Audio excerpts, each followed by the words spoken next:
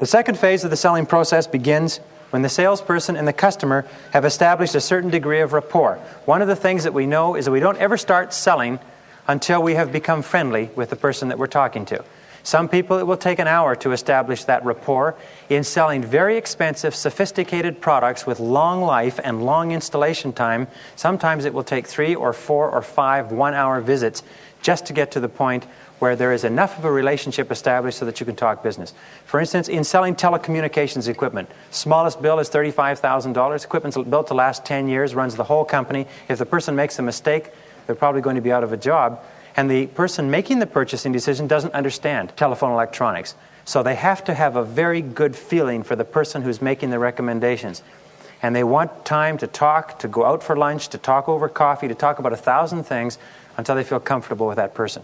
But generally speaking, we cannot begin to sell until we've established at least the beginnings of a friendship with our prospective customer.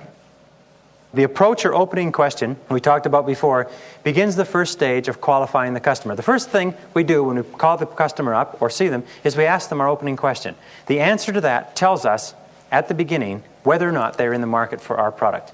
If I could show you the best car at the best price that you've ever seen available in this city right now, would you be interested? The person says, no, I just bought a car and I don't have any money left. Then there's no point in trying to carry on and sell them. The opening question is to get them to qualify themselves as being at least partially a candidate for purchasing this product. And the purpose of the presentation is to further qualify the prospect and to discover the key reasons why the person might buy. In other words, the key benefits. You are now becoming a detective. The presentation is not to show all the information about your product or service. That's very, very wrong. The purpose of the presentation is by showing one piece or one feature or one benefit at a time to find out which of these benefits are of greatest concern to your prospect.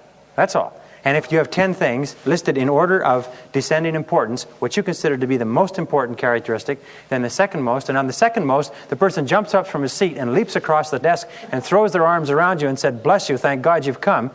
You don't sit them down and say, well, now let me go through 3 and 4 and 5. You begin selling. In other words, you found the hot button, you begin selling, and you begin closing on that particular hot button. It's really important, and it's amazing how many salespeople, person says, oh, really? How does that work? Hey, that's really neat. I've never seen one of those before. That's something that we need around here. Oh, yeah, it's one of our features, and let's go on down the list. Sometimes, if you can find the right feature, you're ready to go in for a close right away. I used to have a friend who sold mutual funds, and he sold millions of dollars of mutual funds. And he showed me his presentation once. Actually, he had a presentation that had 32 closes in it. He'd say, Mr. Prospect, and he'd draw 2 circles. He said, if you put your money in First Federal Savings and Loan, you can get maybe 5%. This was some time ago. He said, if you put your money into a well-managed mutual fund, you can get about 15% per annum on your funds. He said, now, which of these 2 would you like if you were going to invest $1,000? The guy said, well, I'd like this. He said, good, okay, let's sign it up. What's the exact spelling of your last name? He'd start filling out the application form. People would say, wait, but it was so obvious, of course, this is what you like.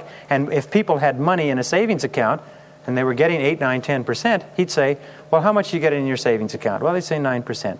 Now, which would you like, 9% or 18%? Referring to a mutual fund that has a 5-year track record of 18% compound. He said, well, I like this. He said, fine. He said, do you have your checkbook with you? And he'd just start filling it out. The person would have to stop him. He said, I like it. I want it. That's what I want. I'll prefer that. And it was very, very successful. I mean, the presentation, he could be into the close